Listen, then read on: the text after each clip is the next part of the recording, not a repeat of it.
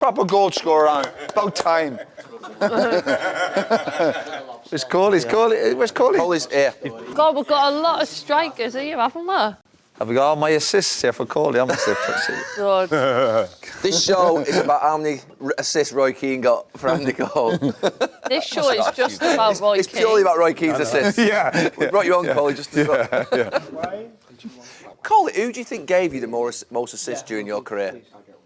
Who do you think, would you say, set you up the most? Would you say Yorkie, or would you say someone else? Would you say Peter at Newcastle? Yeah, he had a fair few, yeah. He would have United mostly, aren't he? Who? Giggsy. Giggsy got more than Bex, would you say? Giggsy was playing longer, wasn't he? Yeah. And don't forget, Yeah. I had a year with Giggsy before. Well, half a season before, he changed it. I think Giggsy would probably give me the most assists. The most as well, yeah. Because he'd give it away a lot, wouldn't he? But Yeah, to be fair, he kept going at it. brave like that, yeah. Yeah. Try it. Never must have got you. Must have got a few.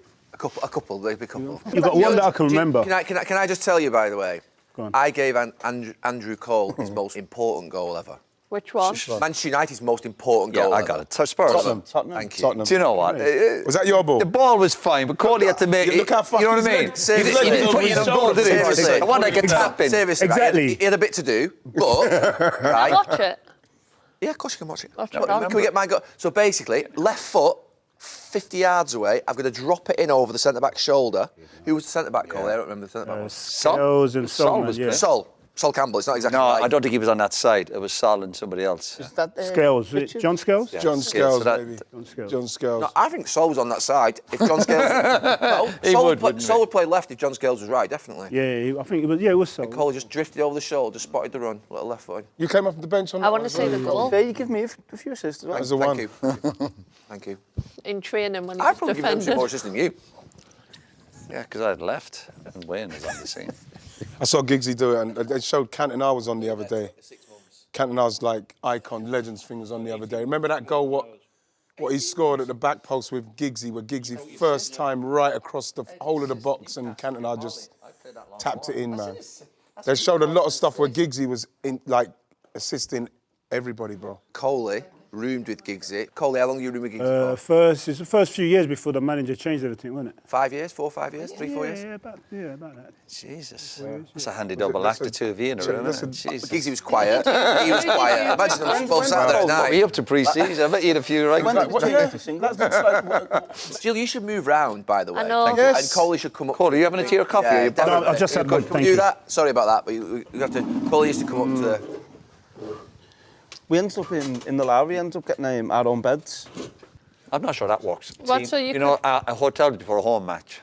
Do you think that worked? Yeah, Wenger started Right, we loved it. They do.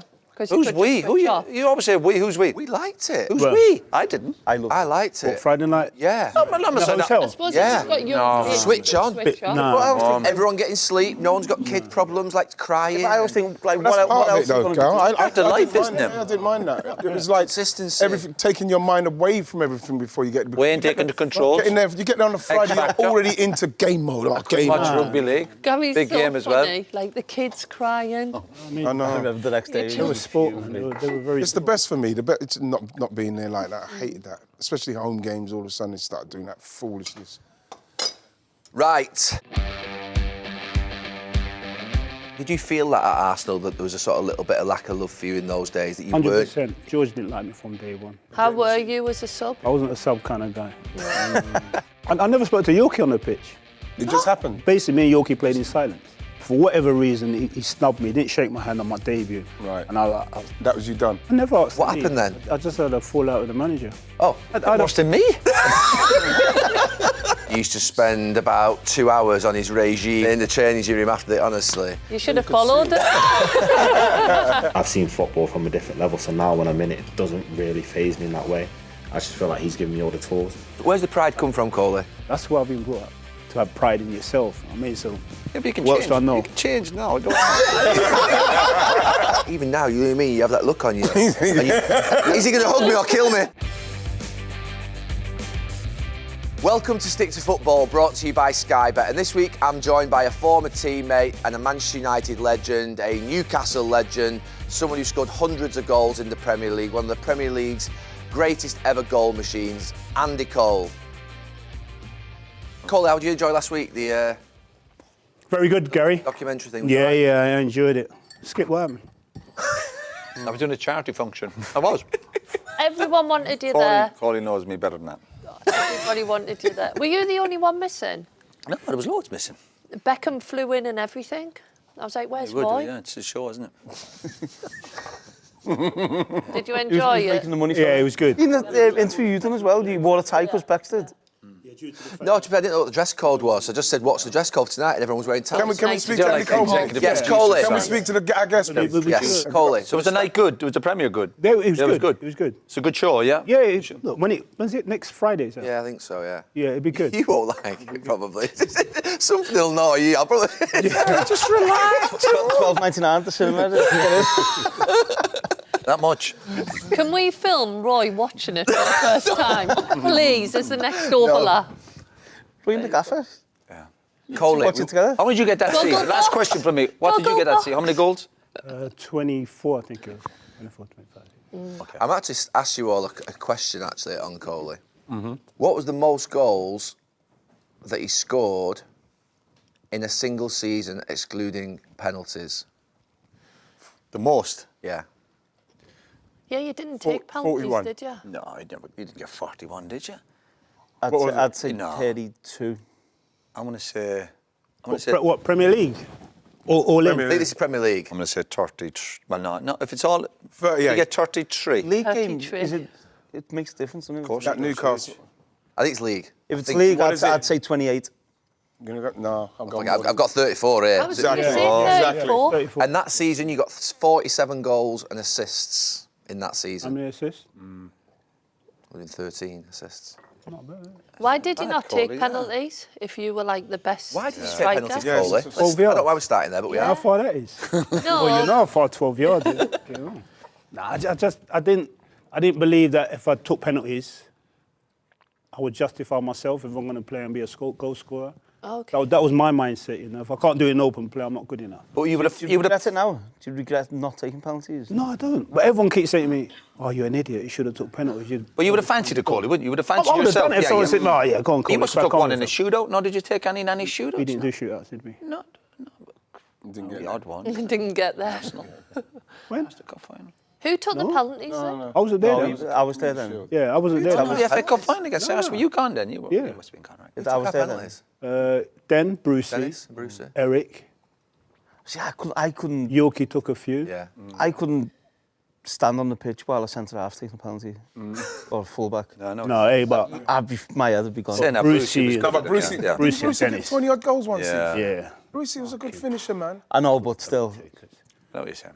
He was good. You know what, as well with Brucey, remember that Sheffield Wednesday game when obviously he was doing some centre forward playing that where you're thinking, wow, this man could play up front, man. He's The a good link footballer. play, yeah, he's really good. he was clever, Brucey. Yeah. Anyway, Coley, let's go back to Arsenal when you started. Okay, when at I was a kid, Arsenal, yeah. When you were at Arsenal. Yeah. And Ian, I've got a quote here from you. Sure. When I went to Arsenal, Coley was someone that they said, no, he's never going to score more than 10 goals because he's lazy. But when he played in games, you could see that he did something. And when he went to Newcastle, he frightened the fucking life out of everyone. He's still someone to this day that doesn't get the credit. When people talk to me about the top end of the Premier League, it's absolutely ridiculous. Is that fair? That's a fair quote? From Wrighty. Yeah. Yeah. I won't say I was lazy though. No, I'm saying to you, no, Yeah. that was the suggestion. Yeah. You know the But thing is we what spoke Coley about did. this See, many remember times. when I got to Arsenal, Coley was obviously there and he was younger. He's coming through, and like people like Pat Rice and Geordie Armstrong. You know, when I'd watch Coley play when he was training. Remember we played down at Brighton in the reserves. Yeah. It was really cool. And I said, how comes it? What's going on with Coley? They said, yeah, you know, he doesn't seem to have that drive for goal. He doesn't seem to have that hunger for the goal. And it was really strange because when we played, I think we played at Brighton and we both scored. You know, and I couldn't understand it. But then, did you go to Fulham on loan? Fulham first, yeah. Fulham, yeah. And I was like, how come we loaning him out? But then it just went on and on because you just noticed as it was going on. And then some of the times, like Coley would be training and they're warming up, and Coley would be a bit further behind them, and then they'd be quite vexed about that. Obviously, I didn't have the patience with him, but I don't know when it happened for him, but I always use him as a goal scorer that can go from people thinking you're not going to do it to actually doing it. When he went to Bristol, Yeah. You started to see it. When it was Bristol, when you started to see it, but then Newcastle with Beardsley in that, it went somewhere where I honestly, it went supernova. Yeah. Did you feel that at Arsenal, that there was a sort of little bit of lack of love for you in those days, that you 100%. Yeah. Yeah. I wouldn't say it was hard work. I just think understanding. They didn't want to understand. I think especially with George, as you know, George was hard work at the best of times. I mean, I think in those days as well, they didn't really have a lot of respect for the younger generation, as is YTS. Yeah. Just like proper mug you off. In what way, Coley? Just the way they used to just dismiss you. I mean, like, right, it's their perception you're not working hard enough is that, he's arrogant, he's got an attitude and all that kind of stuff. I mean, it's not like they want to get to know the individual. It's just like straight away the perception is, this is what we think. So I remember when I left and Boldy and Lee Dixon and all those guys were saying to me, they said, we all said to George, you should never have sold him. Never have sold him. And they were saying, same thing again. He's not going to score enough goals in the Premier League or whatever it's going to be. This is that. I just decided I just want to get my head down. And that's what I did. That's why I went to Bristol City instead of going anywhere else. Go there, take that step backward to try and move forward. When did the goals click though, Coley? Because remember, like I say, when they said he won't score more than 12 goals a season, what happened at some stage where it was just happening? Did you get, when you start scoring, you just say, I want to score all the time. When did it happen? No, I genuinely believe I could always score goals. But when I was playing the youth team, I was doing different things. Just playing. Yeah. What kind of player were you then, Coley? For me, I always used to get on the ball. Right. Always used to get on the ball, create, score goals or whatever it may be. And like it wasn't until you actually play league football as well, you start to understand like scoring goals is very important. I mean, because don't forget, when you're a YTS or a young pro, you go on loan, you don't understand how the other half live. You know what I mean? You got guys need to pay mortgages, got kids, got whatever. You're like, when I'm at Arsenal, I've not got this. You know, so that's when the penny kind of like drops and you understand it a little bit more. What was it that George Graham didn't like about your style of play? Would it have been pressing from the front or not being a target man or what? Because obviously they did have a few target men around that time, didn't they? George didn't like me from day one. George just thought I was arrogant. So you know me, I speak my mind when I have to. Everyone says I'm a quiet guy, but you know, Nev, when I'm ready, I will speak my mind, and it's as simple as that. And I did that a few times. And obviously, he didn't like that I was speaking my mind. Just like Pat didn't like it at times, or Geordie Armstrong. But for me personally, I'll get it off my chest when I believe the time's right. And I did that. They didn't like it. And yeah, I remember I made my debut for Arsenal. And everyone believed that, right, Coley's going to get a chance now. And then he shipped me out on loan. I ended up going on to Fulham, then went to Bristol City. And then I remember I was just about to play a game for Bristol City, and Pat Rice called me in the hotel and said to me, Coley, Derby County are interested in you. I said, okay, Pat, is George prepared to sell me? He said to me, Coley, I'll be back to you. I'll come back to you. I saw Pat about 2 years ago at Emirates, and he still didn't tell me then. I mean, that's over 20 years, you know, but in that time, naturally, they sold me and that, and that's what I was dealing with, you know, a lot of nonsense like that. When that happened, Coley, how did you feel? Did it knock your confidence, or did that really you have revved me up? doubts? Or yeah, that really revved me up. Yeah, because Dennis Smith brought me to Bristol City, and basically he'd done all his money, like 500 grand. You know, so he'd done all his money, and Dennis said to me from day one, I will not stop you from going anywhere. Yep. You know, if a club comes in, I'll let you go. And he was true to his word. Unfortunately, before Bristol City sold me, they sacked him. So I was off thinking, there's no way now I'm going to move on. Oz took over, Russell Osman. Same thing, just said to me, Coley, you're too good for this level. If we get a good deal for you, you're off. Who was the players that was helping you with the goals? Because that's when the goals started. We had Leroy Senior, Wayne Allison, Jakunovski. Oh, bloody hell. He could play. Yeah. He could absolutely play. And they were all good with me. You know, I mean, they was all saying, look, this level, you shouldn't be playing at this level. And they all pushed me on. You're learning your trade then, aren't you? Yeah. The amount of stories that we hear from players who, especially at a big club like Arsenal, where the expectation is to go and buy players. Young lads, it is hard, and sometimes it is. It all panned out fine, isn't it? I think sometimes you can call it on about learning his game and playing league football. There's a different animal to that youth stuff and reserve football. So I think that was just part of your journey. Yeah, part of your journey, of course. Because you were enjoying it, did you feel like that's why you were scoring goals, relaxed? Did you enjoy that time? Yeah, driven? Yeah, you know me, I've always been driven. Yeah, but I was enjoying it. I think the loan periods, when you go away on loan as a young kid, that's where you learn a hell of a lot. You know, because you understand football, what football is, especially at that level. Yeah. Because you don't know what elite level is about. But that level, you get it. You know, there's people doing things that they have to do. They have to win. They've got to do this. You've got to do that. So for me to go in and experience that at such a young age, you know, I think later on in life, I'm turning around and saying to myself, well, I've been at that level. I know what it takes. Yeah.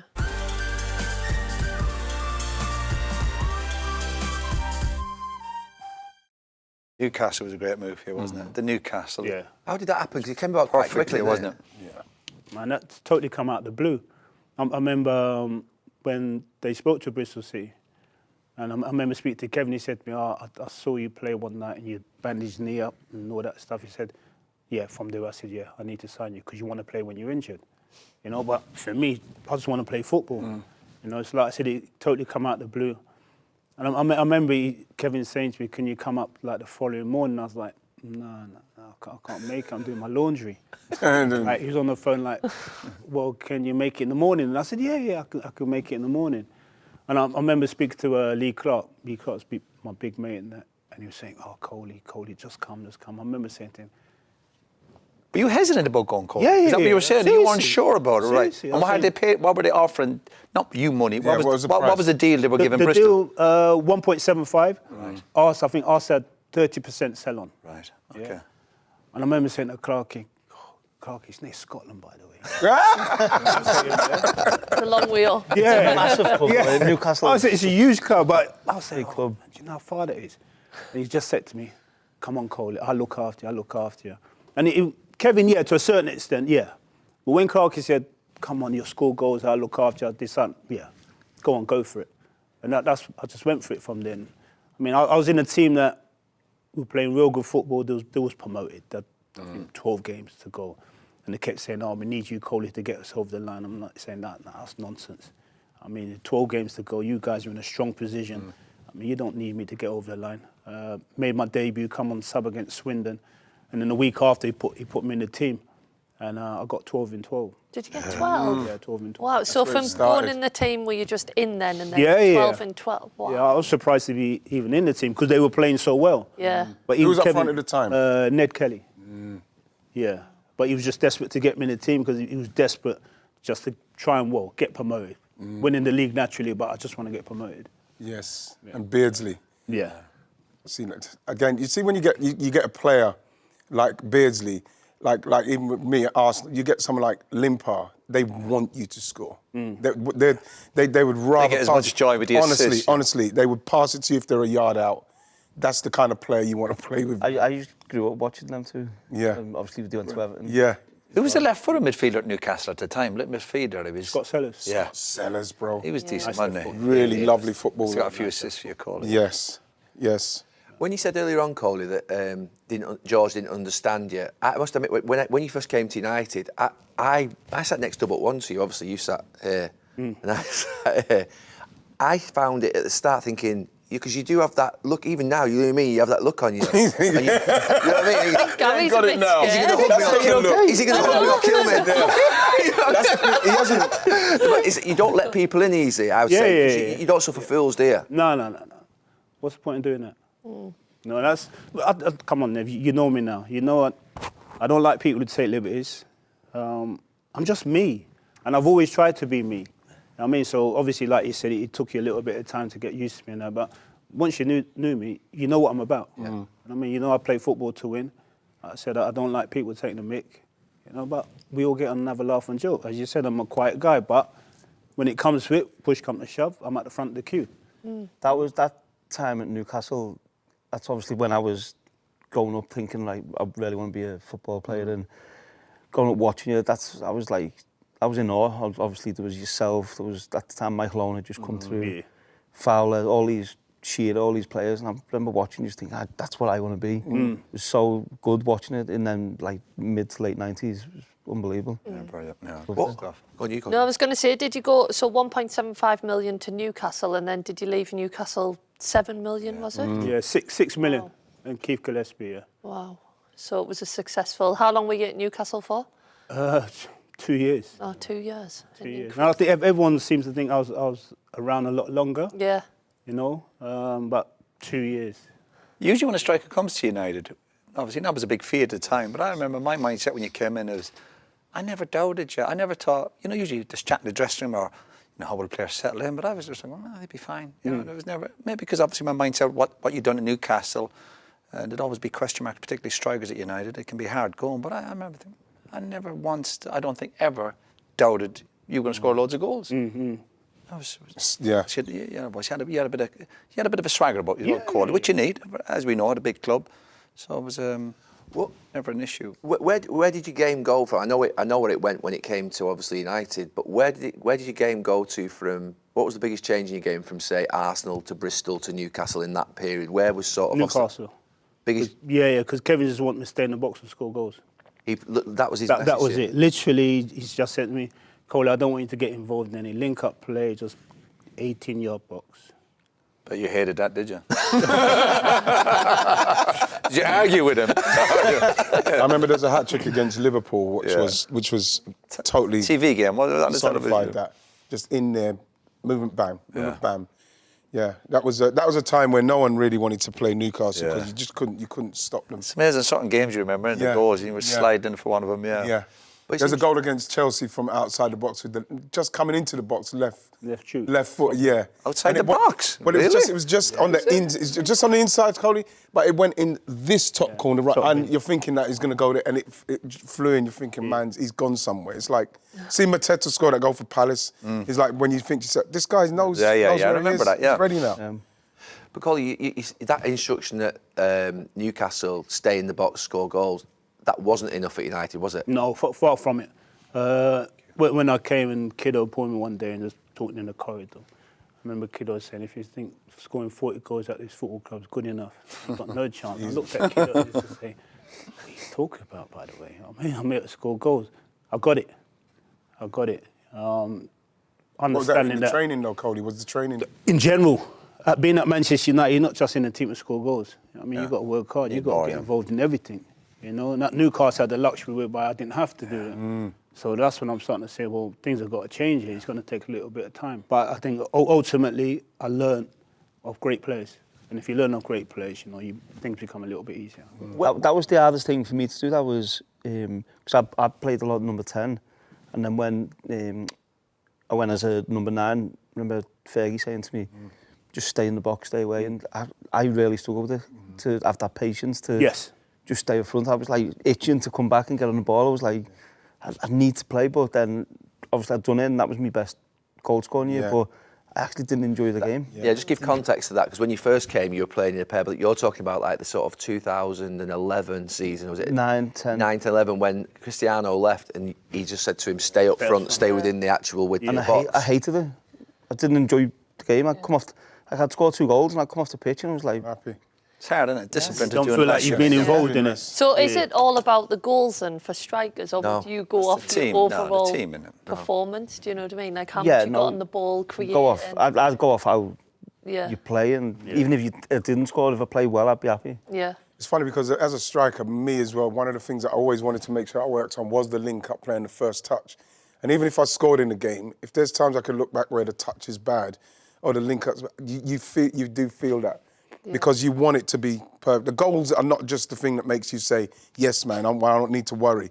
It's the play that helps the team to progress, that breaks down off of you. Yeah, of course. Which I used to worry about more than anything else. But that's why yous are the best of the best, because there'd be some strikers who probably would score a goal and think, you know what, I did all right today. Like you always wanted to be better. Strange you say that, but ultimately as well, you need to score goals. You know what I mean? It's a contradiction of going, be a team player, but it's not good at the end of the season going, I've got 12, 15 goals. Because for the big clubs, you're going, you have to be a team player, of course, but if you're getting 10, 15 goals only, you know, they're looking at other strikers. The way the game's played now, if you get 10, 15 goals, everyone tells you you've had a great season. Yeah, it's amazing. And I know what you mean, the goal stats, Probably disappointing. But then you talk about link-up play, still one of the most iconic moves, I think, is when you and Yorkie, when it was over at Barcelona. Still now, if someone does that now, you're still like, York and Cole. It's like, it is, It's true. Cole, going back, you played with Peter Beardsley, then you went and you came to United and played with Cantona. What was the big difference? Did you find that a little bit overwhelming when you first came, a little bit, like in terms of the aura, the presence of Cantona? I found it a little bit, when you first come in. No, but if you look at them as players, they're totally different players.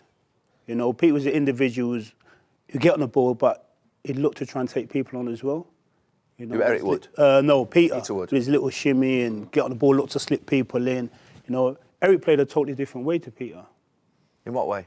Just the way he pictured himself on the pitch, you know, the position he used to take up. You know, I think we looked at Peter like, we've got to give every ball to Peter. To Eric. You know, I think when I played at Newcastle, it wasn't like that. You know what I mean? Peter would get on the ball when he needed to get on the ball, but everyone else would play. You know, I think at Manchester United, if anything was going to go to Eric, give it to Eric. Everyone win the ball back, give it to Eric. It's interesting you say know? that. Yeah. Did you? Yeah. Yeah, but I can Probably see right, that, though. but from an opponent looking in, one of the things that we would be saying with Cantona is do not give him too much space. Don't let him have the space, because probably if I'm playing for United and he's in space, you want him to have it. So our mantra was to make sure that if he gets it, you're in his face straight away. I would probably say give it to him all the time as well if he's got space, because he's going to do something. Did you find it harder to play with Eric than Peter? Yeah, I did, yeah. I think, like I said, sometimes Eric would drop real deep. Sometimes he'd get off you guys. I mean, and ultimately, that's when you're up front by yourself. And if you get it in the wide area as full-back and they knock it forward or whatever, you're fighting against three, basically. Full-back, two centre-halves or whatever, then what can you do if the ball's not ideal or you're sparky? It's true, yeah. You know? So then, like I said, you won against Sven. It was a little bit tough at times, but once I got used to it and understood it, I just got my head down and got on with it. Did Roy give you many assists? Or was he self? Must have got one or two, maybe a few lucky ones, yeah. But even that part of the game you're on about holding up and linking up, Cole, again, you were just mature, and you obviously that was, and maybe people look back at certain goal scorers, and you were way better than that than people probably give you credit for. But that's life, isn't it? People sometimes perception of a player, but your link-up player certainly improved over the few years at United. But right, yeah, I mean, I don't think I've ever seen... I mean, when he came, he was quite clearly, in my mind, going to be the goal scorer, the prominent goal scorer. But then when you think of where he evolved to, that actually... He was actually a part of a partnership that was as subservient as you were prominent. You were equal, weren't you, in terms of that? You never, when you played with, even with Ollie or with Teddy, you played in a partnership whereby you actually adapted your game from being sort of like the number 9 to being part of a pair. Yeah. And I don't think I'd ever seen anybody else do that. Is that what Kiddo was saying to you? Is that what Kiddo was meaning, basically? Basically, yeah. But I think when you're playing such a good team, you have to evolve. Because you realise the focal point, you're not the focal point. It's not about scoring goals. I mean, because your strike partner can do that as well. Yeah. So if you can play as a 2 and cause as much problem as possible, that's what you're out there to do. Yeah, I must admit, I at United, I never judged the strikers off how many goals they scored. Obviously, if they scored important goals, great. But I always thought someone would score in the team. It was actually whether I could see them all the time when I was on the ball. And you'd be... That was key for me as well, yeah. That was the key. Honestly, if you weren't showing either in that channel or on the diag, or you weren't sort of... Honestly, I'd be like, I'm sorry, that... And to be fair, that's where I think it got to, where whoever played up front in that period when you were there, you could see them. You'd have to have that option, somebody there, and I know you'd have maybe a few runners, but somebody, when I got it, wherever I received it, I needed to see that striker's eyes. Yeah. Would it be Coley, Yorkie, Teddy, Cantona? You turn it round the corner. But lads coming in there, but really wanting it. Yeah. Some players come in there and they go, I'm free, but no, I want to see. I'm going to whip that in you. You better look after it. You'd have runners off you. Go on, you go. No, I was going to say in respect of like, so there's yourself, Teddy, Ole and Dwight, but like there was no obviously people, you and Teddy, they talk about you and Teddy and how you got on, but there was no time that I watched that 4 and you could feel anything other than danger. Whoever's playing, whichever 2. Dead right, yeah. Absolutely. Whichever 2. That you know what I mean? It was, and such different types of players. Unbelievable. It was scary. Yeah. So whichever 2 was going to play, it's going to be a massive problem. Can you imagine if you look now and you think... Of course, man, yeah. You look at them 4, you just mentioned them. Yeah. And then you look now to Manchester United, for instance, 1 striker. Yeah. And Wayne, that was the difference back in the day. Yeah, we talk about... And the competition to play, to keep getting playing. The team, That's what it is. But if you look back in the day, just say United, when we played, the teams maybe having an off day and we're up against it, and just say Yorkie and Coley were starting or the other way around, and the manager's looking over his shoulder and he's got Teddy and Ollie, or Coley and Yorkie. Imagine going, lads, get warmed up, we're going on. These 2 are coming on. Yeah. And then you wonder why you get over the line with the big prizes. You go, they're not bad options off the bench. But for strikers, though, the point I'm making for strikers, there's a natural selfishness that you do. Oh, we know that, right? That you do when you're playing in that environment. It's something you have to temper down because you know that everybody's going to do their job. Some people can't get to that level and think, no, I want more. I want more. I want to be You never That's got where the that personalities of Ollie and Teddy Yeah. were good, particularly that season. Ollie, particularly over his career, and Teddy. But Teddy had a difficult start to his United career, so Teddy, I don't think, would have been kicking and screaming when he wasn't in the starting 11. At that particular time, obviously, Yorkie and Coley were the star men, but there was times you were taking a little bit of the squad rotation. So that's where you go back. That's where you have to praise Ollie and Teddy, the other kind of fringe players, to be ready, righty. You know, these lads come on. You see lads coming on now, and you can see it's a bit of a chore coming on. Yeah. These lads were chomping at the bit, ready. That's why they're top pros, and you couldn't knock them. How were you as a sub when you were sub? How And were me? you? Yeah. I wasn't a sub kind of guy. No, because we had Ollie on, weren't we? Yeah. And And Ollie, Ollie would say how he was preparing, and did you just? Yeah. I wasn't a sub guy, man. I remember one year I fell out with the manager, and he asked me to play in the reserve game. I said, I'm not playing the reserve game. I'm not playing. We're at United. Yeah, so I'm not playing. I think I was coming back from injury, so I'm not playing. She said to me, okay, not a problem. We went down to Highbury, and he put me upstairs to watch the game, didn't he? Oh. Yeah, and we lost 3-0. And he was, obviously he was devil, you know. I said to myself, he's going to like weigh into me a bit. I'll get on with it. I mean, week after that, obviously I got back involved and got myself back in the team. But I was just that mentality. Sometimes to be a sub at times was like, cheese me off, you know, and obviously that gets the fire burning even more. But it is what it is. I look back now and say, your pride, Would you change that now, Cole? Is that something I couldn't. Because if I look at my city and look at my career now, the things I did then, that's what I did. Right. I mean, so I look back now and say, could you have changed that a little bit? No, because would I have been the player that I was? No. Yeah. I mean, I think the only thing I turn around and say, I left Man United when I had the opportunity to stay. But that was me just saying, my pride saying, you need to go play football. You need to play as many games as possible. But I wouldn't change anything. When you came off the bench, did you make an impact, or you feel like you were better starting? No, I always try to make an impact. I think when you come off the bench as a striker, you always want to try and get involved. Naturally, you want to try and get yourself a goal, try and help the team or whatever maybe.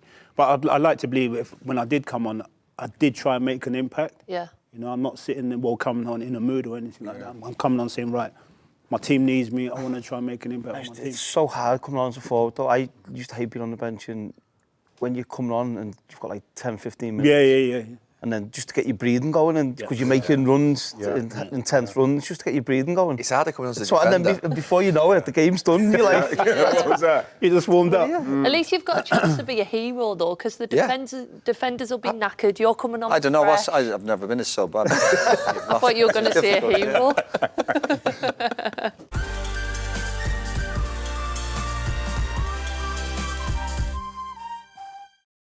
Obviously, it's been a well-told story about you and Teddy, and to be fair, it was never obvious in the changing room. Obviously, Why? It was never obvious. It was never obvious in the changing room. I'm a nice guy. Come on, man. Yeah, but it was never obvious in the changing room. But when I think back now, because obviously you were playing together at times, so you had to speak to each other on the pitch or give it. Never. But information over or. Did it come from anything? You love that one over, don't you? The instruction. Without you saying Valencia. Hang on a sec. Say it again, Coley. I never spoke to Yorkie on the pitch. It just happened. No, I never spoke to Yorkie. I just look at Yorkie. I know you were quiet, but No, but you know, when sometimes too much information on football pitch is too much.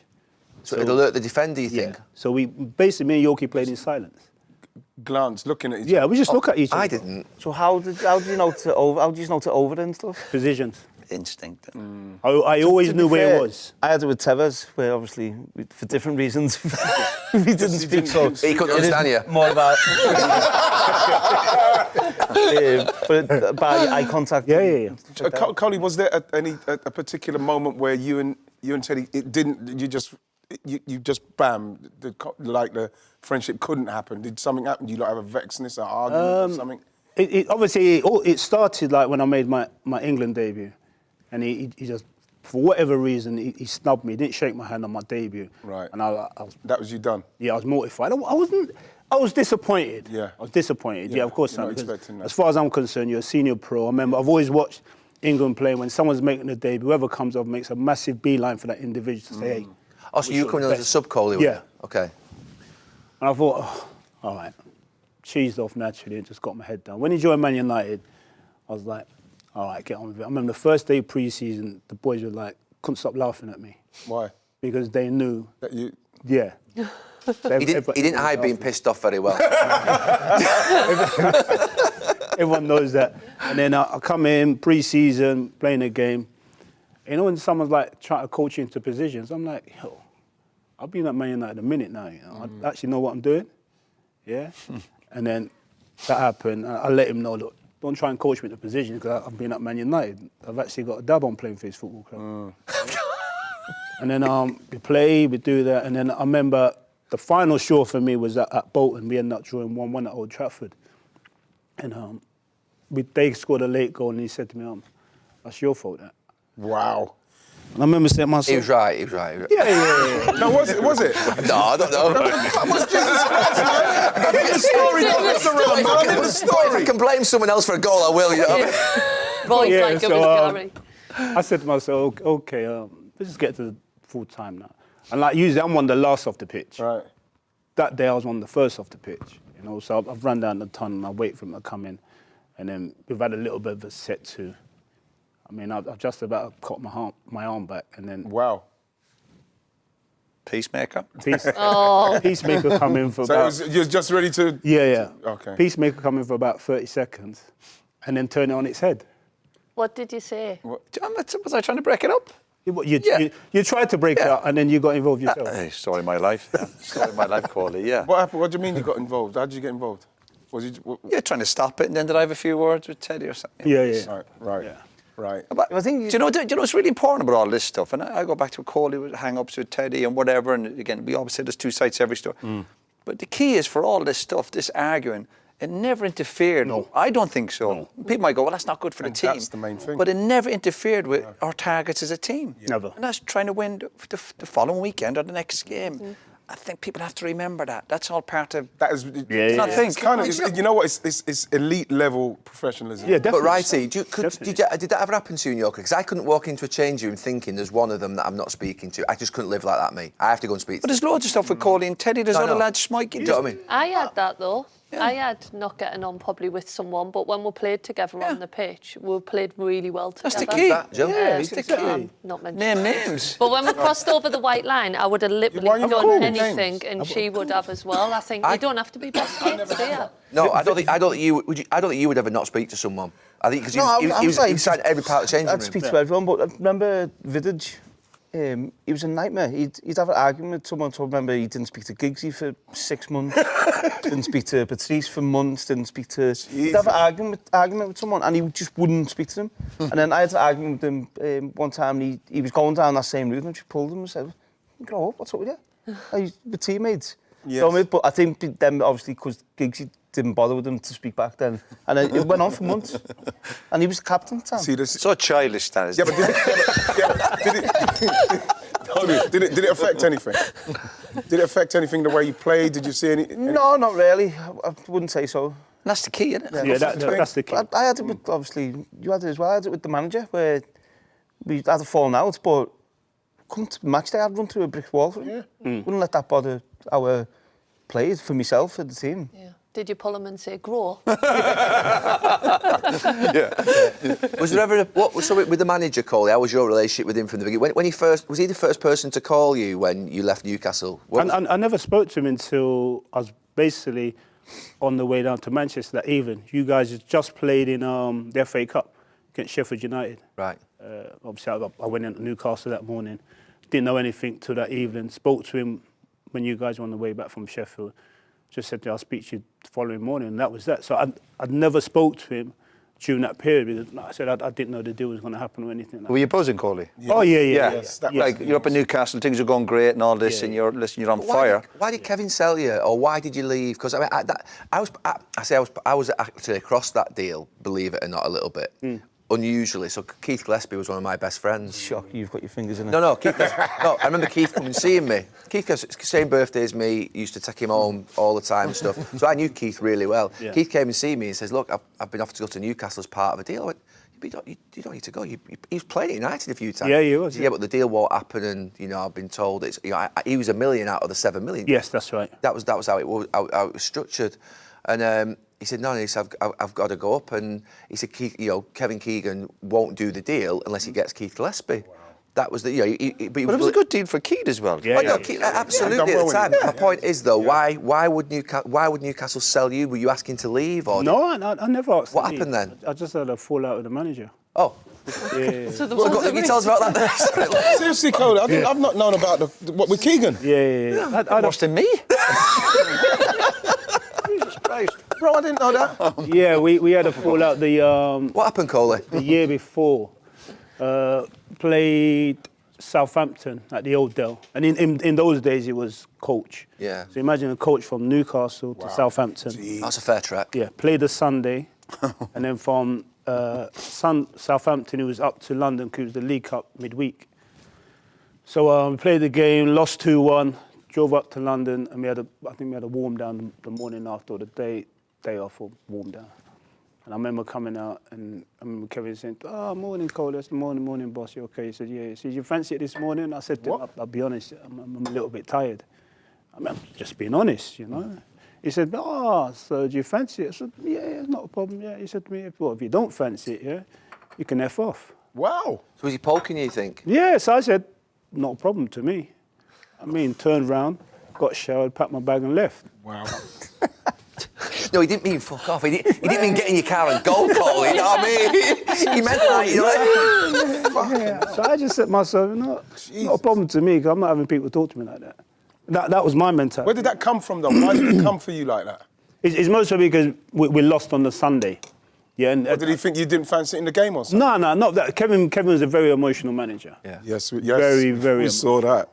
And I just said to myself, no, I'm not having anyone talk to me like that. I mean, I've done nothing wrong, by the way. I'm just being honest. You've asked me, I said I feel a little bit tired. I mean, you don't come back with that one. So the left went missing for a few days. What? Yeah. So he gets in your car and goes back to Newcastle or what? No. I stayed in London. At the time, I was seeing my girlfriend, and I just said, I'll have a few days with her. I ain't got a problem, Like and you missed the game? There was a game. Yeah, I missed Me and it. Phil got it all wrong, Yeah.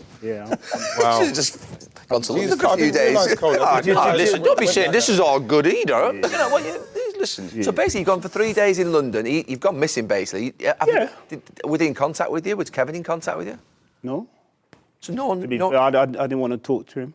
His phone was off. Obviously, I was speaking to my agent at the time. He kept saying to me, "Look, you need to go back," and I'm like, Did you know anything? There's no Man United in the picture? "No, at there's the moment? nothing Okay. at all." And I was just saying, "Nah, no, I'm not going back, And then I spoke to Freddie Shepherd, who's no longer with us, and he said to me, Coley, come on, we're going to have to sort this out." So I think I went back up end of the weekish. Yeah, it might have been the Thursday night or Friday. And I had a meeting with Freddie, Terry Mack, Kevin, and a few other people. And I said, look, we need to sort it out. I said, okay, not a problem, sorted it out. They ended up giving me a new contract. I ended up playing on the Saturday, beating Wimbledon, I think it's 3-0. I think I got a brace or I might have got nicked myself one. But I hadn't trained, obviously, all week. I mean, I thought that was the end of it. I thought, I'll just get my head down now and I'll do what I've got to do. But with Kevin holds on to things. Yeah. And the year later, by Christmas, he moved me on and said, look, everyone's found this out now, so I'm going to have to change the way we play. And I thought it was great that you could move to a club like Man United. You're going to win things. And So he came to see you and said that? No.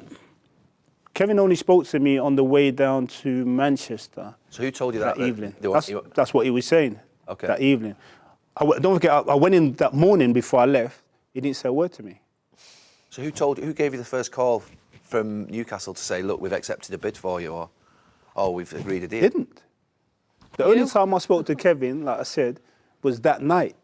Okay. I mean, my agent at the time obviously knew that the deal was going to go ahead, but I didn't speak to Kevin or anything. But like I said, going down that evening, I spoke to him briefly on the phone, and that's what he said. Wow. Yeah. And that was the deal.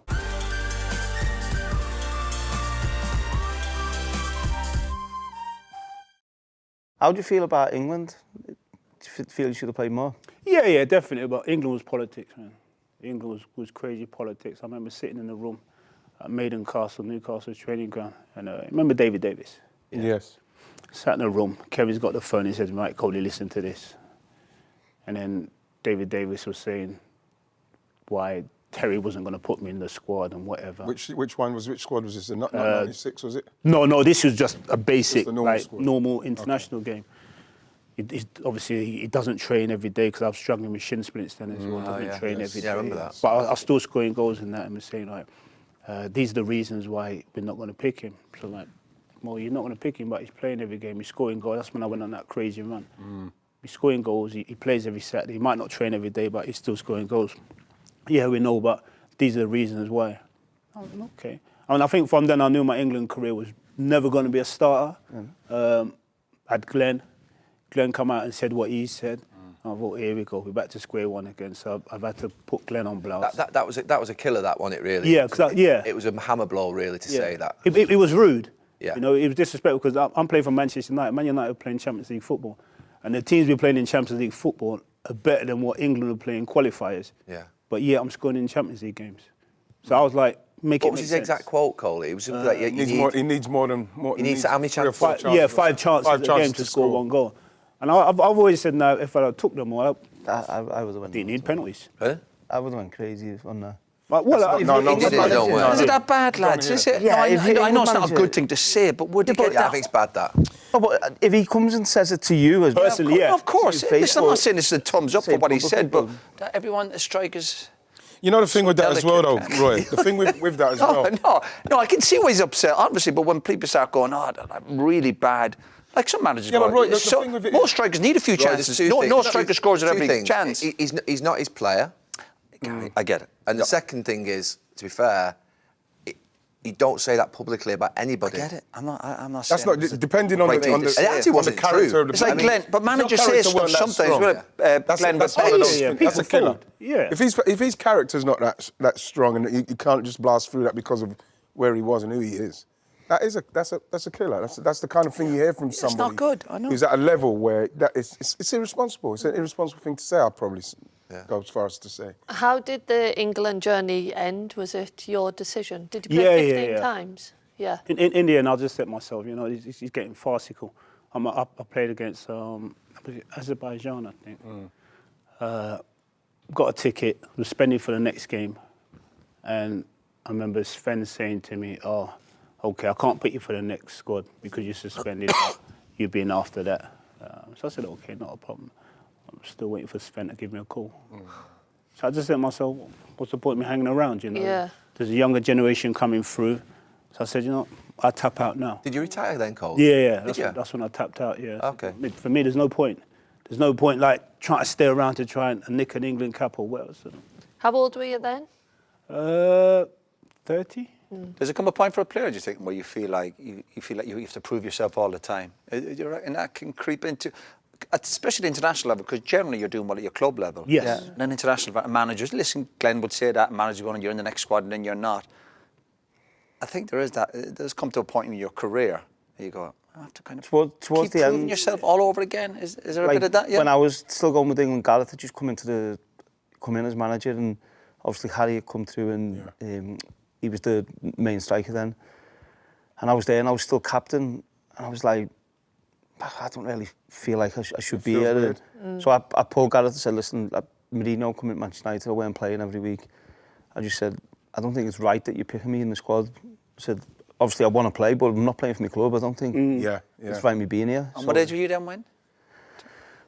30, maybe. It's still a hard thing to say to somebody that leave your best time Yeah, to leave you out. I always felt that if you're not playing for your club, you shouldn't be playing for your country. So I weren't playing, so I said, you pick me as captain. I said, It's recognised as well. You've got to remember that the levels as well with Wayne. Yeah, I get it. With Wayne being in there, the discourse is always going to be like, how is he in the squad? I know, but on one hand, we say players about wanting to play for their country. Listen, I'm not saying there's nothing wrong with it. When a player's playing for his country, they played that many games to all of a sudden then to say, it's his decision to leave me out, you know. He did pick me again, though, when I went back to Everton. And then I retired them. Didn't go back. Cole, how did it end at United? Just talk us through that experience of how it came. Yeah, it was kind of like the same time before I retired with England. And I said to myself, I know I should have gotten the squad, the World Cup squad that year. And I was just saying to myself, right, you need to go, just play as many games as possible, score as many goals as possible, then force yourself into the England squad. So I remember saying to the gaffer, look, gaffer, I want to play more games. And that's when we were playing that one up front. Was that with Rude and Scholesy off? Yeah, or Seba. When Seba came in? Yeah. And how many games are you playing, though, Coley? Like, were you like proper not in So what we'll be doing, we play like, for instance, no disrespect, a Bolton on a Saturday or whatever you'll be playing. You can get yourself a brace or whatever, and you knew we got Real Madrid midweek in the Champions League. You're going to be out, right? You're not going to play, and I'm like. It was when you were trying to change the team from 4-4-2 Yes. into sort of like Roy, Seba, and Scholes, wasn't it? Like a three. And Rude up front by himself. Yeah. And I was like, no, I need to play games. I just kept saying to the manager, look, boss, I need to play games. He always kept saying to me, look, you'll play games. But I'm like, I'm 30. You know, I want to play as many games as I can, because don't forget that rule was like, oh, once you got to 30, your legs are gone.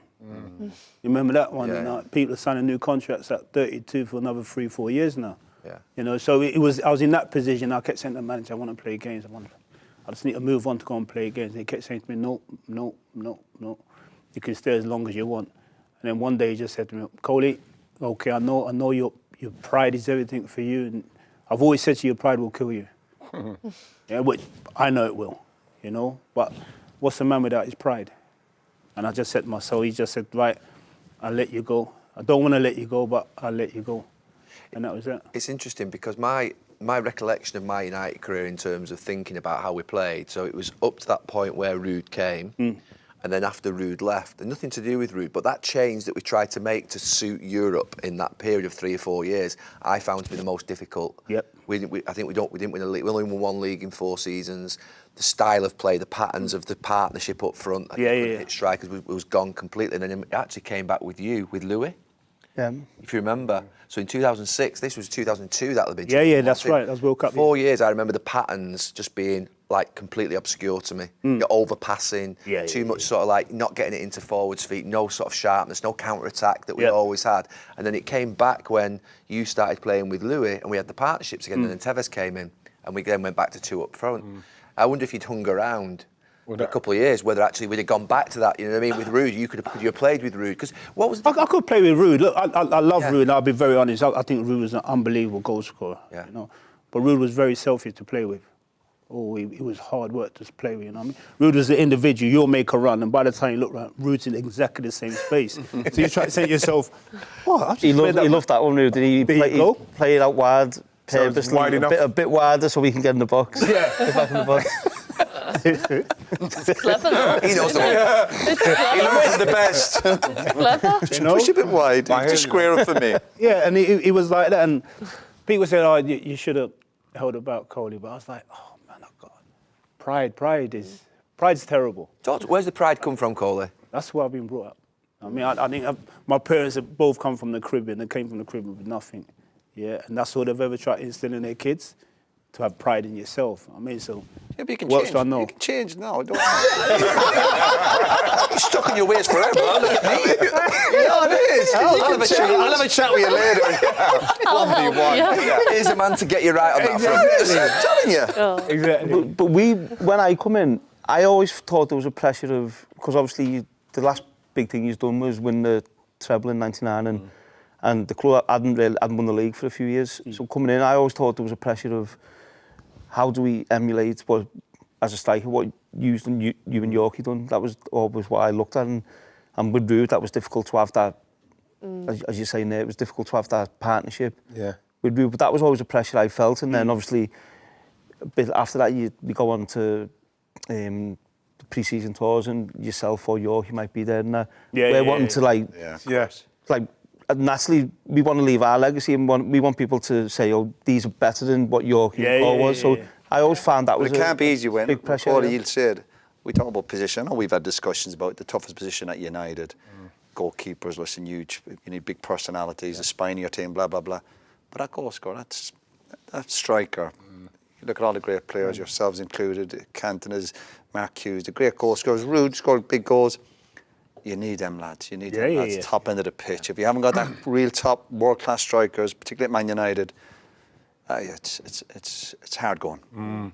Do you think that's what's missing a little bit now when you say about like looking at the legacy of the club? And do you think that's a little bit what it is? Like coming in, do they want to emulate what went before? Well, you'd hope so. You'd hope they'd like, embrace that, Jill. The whole idea, we're talking about where Man United are now, it's chalk and cheese to back in the day. You hope you embrace that pressure. Like the lads did when you come to a club. To be a goal scorer at Man United is not easy. Yeah, people say you're going to get chances. Yep. You have to be, again, missing chances. Yeah. Have that bit of bravery, that courage.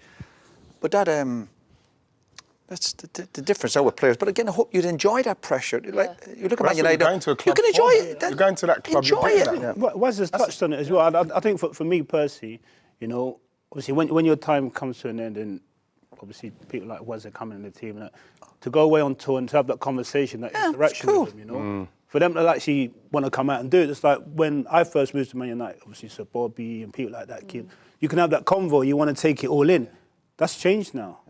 Yeah. You know, a lot of them will look at you as if to say, when we were there, like yourself, the more senior lads then would push you and they keep you on your toes. Where when you's left, then we do that to the younger players. Now there's no one. Well, you know, the younger players at Man United, I worry about, lads, you're a bit younger than me, that do they understand, do they embrace the history of the club? You were on the place, lads who go on the tours, Dennis, Pally, Robbo. Did they be looking at these lads and go, you're on about Sir Bobby Charlton when we were there, Robbo coming towards the end, when I was there, but you're going, yeah, listen, I'm all ears here, I'm all ears. All day long. But no, younger players, maybe, I'm not knocking all of them, maybe they're not lovers of the game that much. They're playing and they're good players, but they don't look back at ex-players and go, yeah, listen, I'll give me all the information, I'd love that. Maybe there's something that Man United have to look at as part of the restructure. Did you have at Arsenal? Did you have at Arsenal? Was any lads around the place, ex-players? No? Yeah, Frank McClintock and Charlie George and all those guys were still around there. But you'd have a chat with them, wouldn't you? Say hello, you'd show them respect, yeah, you could do. And I think that when you look at where Man United are now, it wouldn't be something that they should not look at, because the players, because whatever we say about Man United, you have to understand the history of the club, what they've done, what they've achieved. And when you come into the club, just like I'm sure it would be with Liverpool, you have to understand the history of what's going on so you can understand the levels. Because ultimately, that's why you want to be joining a club like Man United. Yeah. I mean, that's the levels. You're going to the place. I was growing up in the 90s watching Man United, like, in awe of what I was seeing. And obviously being an Everton fan, we weren't really going to win anything. So my best way of having a go with Liverpool fans was Man United winning. So I grew up watching, and then the minute I knew Man United were interested in signing me, I was like, that's the only place I'm going. But Everton, Wayne, was there not ex-players at Everton who obviously were brilliant in the 80s, and were them players around the place? So my youth team manager was Colin Harvey. Right. So obviously... But was that great to plug into all these boys, I'm going into training, got Colin Harvey. Brilliant. Al Napa was there.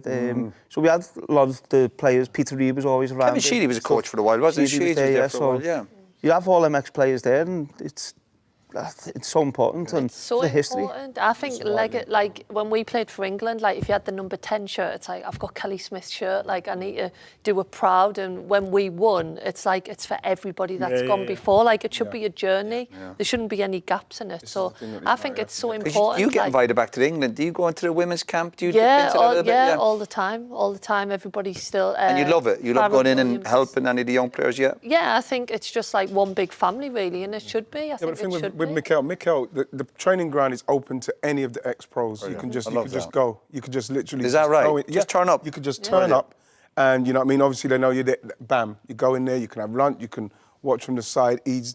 Everybody can come into that. I've heard about Ajax. Maybe apparently their academy, when they're having 11v11s, the underage kids, they get 2 or 3 of the ex-players back.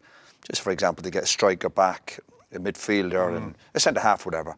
And you just watch the player in that position. So you're just an ex-player having a day back at the club. Yeah. You must go down to the training ground. And you just watch the midfielder, and after 20 minutes, they might stop a game. And I'll just give feedback to the midfielder. I'll forget the rest of the... So imagine that snippets of information. I could give a midfielder, or you could give a striker, whoever it might be. Should clubs maybe do that a bit more? I don't know. Absolutely. Maybe some do. Absolutely. Maybe some do. I'm at United training ground most days now, obviously with my kids, and I don't go in that building. Yeah, I'm a bit like that when I go in. But would you want to, or would you be invited, or would you be awkward? To be fair, the new owners who've come in have obviously said, come in anytime you want, but I just don't feel... For me, it's got to be a manager's... But imagine your chat. Yeah, the manager. I'm just saying, but imagine you having a chat with a current United striker. Just, I don't mean a big debrief, but just a 20-minute chat going, I watched again the weekend, I just thought you were a bit isolated, or you were going... I imagine him going, that's better than any coaching lesson. Yeah. Has to be. I was going to ask actually Cole about Rasmus Højlund, who's come in this season. He's obviously only one striker in the club. He's still young. He's 21 years of age. He's, to be fair, alone up there on his own. Just talk to us a little bit about him in terms of one, maybe advice in a more sort of a guardian way, really, because obviously he's not the problem at Manchester United at this moment in time, but he's been asked to do a big job, which is, I think that playing for Manchester United in goal is the hardest job in football, but I think playing as a striker in that club is one of goal. Goalkeeper. Yeah, if you...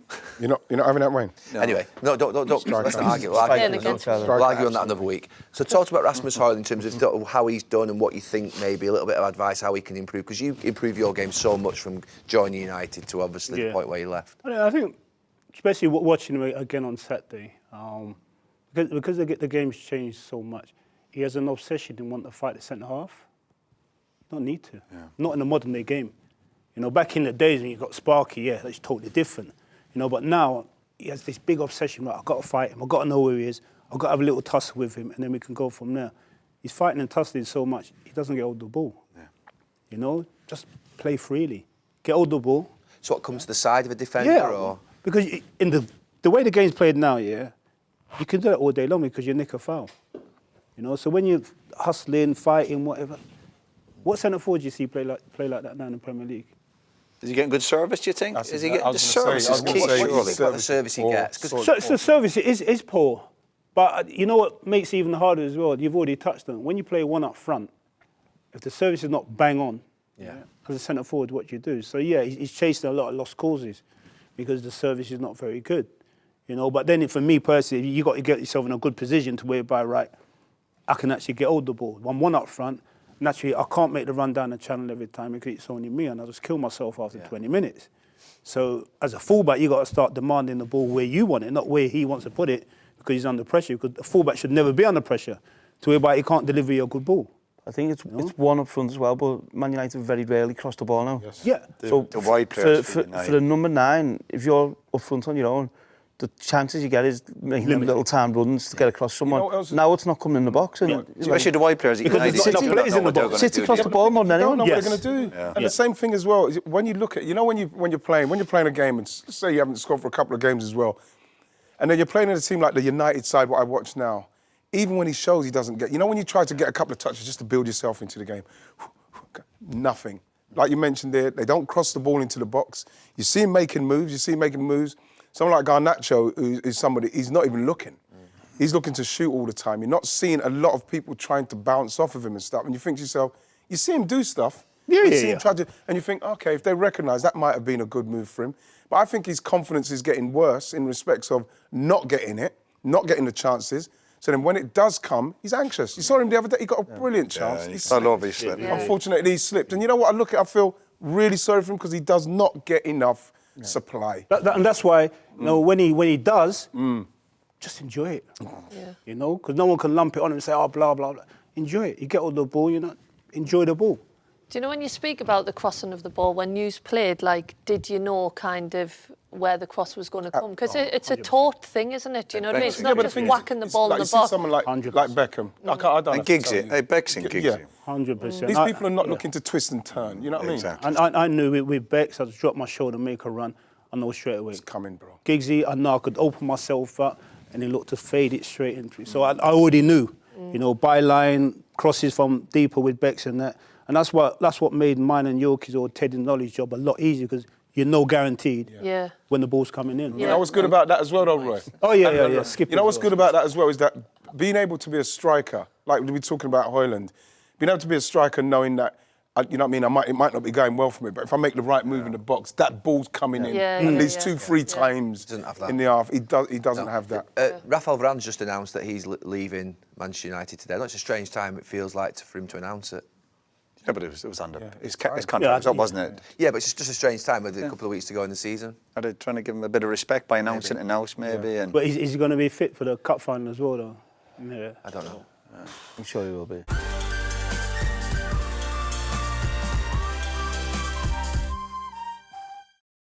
On this show of Stick to Football, we've been working with BetterHelp. Life does move fast, things change, and if you're having a bad day or a bad time, it really does sometimes help to go and get therapy and just take stock of things and get some support.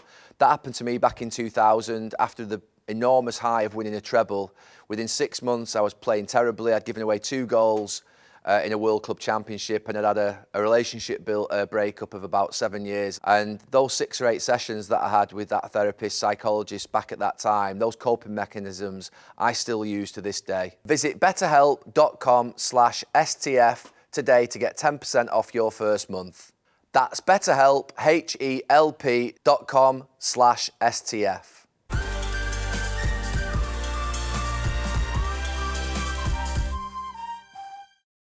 Cole, just talk to us a little bit about the illness that you had, obviously, in your post-football career, just to sort of how that's been. Yeah, you know, I'm not going to lie, it's been tough. I think as I've got older and I'm starting to understand it a lot more, it gets a little bit easier. But when I first went down with it, it was like, okay, here we go. Let's crack on. Let's just go to the gym and continue to do what I was doing before. And then, like, there's actually saying, you know, you can't actually just work it off. It's not an injury in that, but mentality is man up. That's the mentality. Man up, get on with it, you do what you got to do.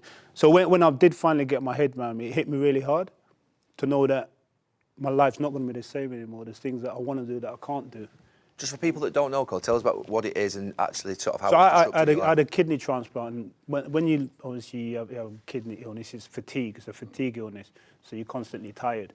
You know, so like I said, me believing that I could still do it, realised that before I had my transplant, I could have been sleeping, 10, 11 hours of the day, you know, so just so tired. And like I said, once I took it on board and grasped it a little bit, yeah, mentally it did mess with me because I've been an elite sportsman all my life, basically, and then all of a sudden someone says, you're right, Mr. Cole, at best you can pot around the garden. I'm like, no, I don't do pot around the garden, I've got to do it full pelt. So just trying to understand that was hard work. But the ups and downs, the medication, all those kind of things. Some days you're good, some days you're bad, some days you can't get out of bed. But I've just got to man up and get on with it. I know we shouldn't say man up, but I've been brought up in that culture, you know. Is that going to be ongoing, Cole? Yeah, for life. For life. Yeah, for life. You got the donor? Did you got the donor? Yeah. Yeah, my nephew. I'm what 6, nearly coming up to 7 years in with my kidney now. Wow. Yeah. So yeah, I said there's good and bad days. That the medication for me is the hardest thing because medication is what it is. It messes with your whole body. Is that for life? You got to take. Yeah, it for now, life. Coley? I'm on them for life now. Yeah. How's your nephew? Is he okay? Was he? My nephew. I remember when I had the transplant and they let me out about a week, and he had to stay in. He was in for about 2 weeks because he felt ill. Right. So where they took the kidney out of him, he got caught with gas. Right. I mean, he was struggling, you know. So yeah, I was like, oh my God, there we go. In fact, I remember saying to the surgeons, I would go back ill now for him, to get out. Man, that's how old was your nephew to make that decision? Because that's incredible. He was young. He was 28. Wow. Yeah, he was 28. Wow. So. Coley, I can't even get into the vicinity of how you dealt with that. That, you know. Yeah, like I said, at the start, of course it's tough, and then I went for a lot of other nonsense as well at that time. And mentally, when you start seeing things like all falling apart, mentally it does mess with you. I'm not gonna say no, it didn't. It was really, really tough. But when you start working out and start putting things together, and you've got good people around you, because a lot of people say, see you later. And there's a lot of people who say, puff the chest out and say, look, I'm here for you. Yeah, once I sorted that out and mentally I started to get my head right, it's become a little bit easier, but I'm not going to sit and say, I'm better, because I'm never going to be better. But I accept it.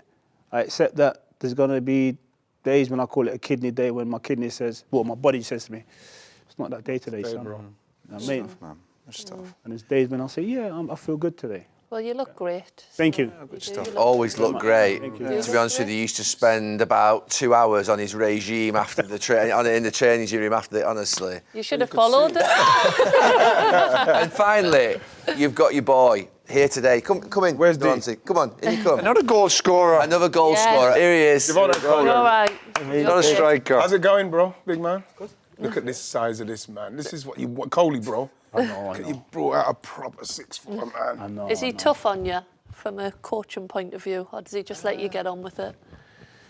He wasn't so much when I was younger. Yeah, I think now, yeah. more so. But I've accepted that because I know what he is. I know how he was brought up. So now I actually want it. Right. And there's days where I don't need it. but he gives it me. And probably happened the other day, we didn't speak for a bit after it. But I knew exactly. Just got to London for 4 days. Yeah. But I knew why and I needed it, and I went back at him, and it's one of them. But I know why, because you expect a certain standard, and if I don't hit it, then It's funny because I had the same with Sean D. I had the same. You go and you see things and you think, and then you say something, and there's nothing wrong with the friction. Because like when they were younger, I don't know if you done it with Devante, I never got involved in anything apart from saying to them, listen, if you want to play at a high level, do not give the ball away and pass to all your teammates. You know what I mean? Don't pass to all your teammates. And that's the only thing I used to say to them when you pick them up.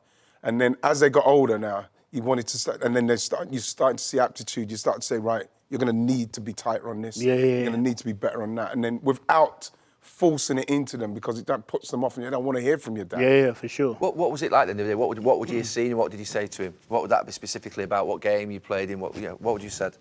No, I think when you play centre forward, and like my son does, you always want to try and see yourself in.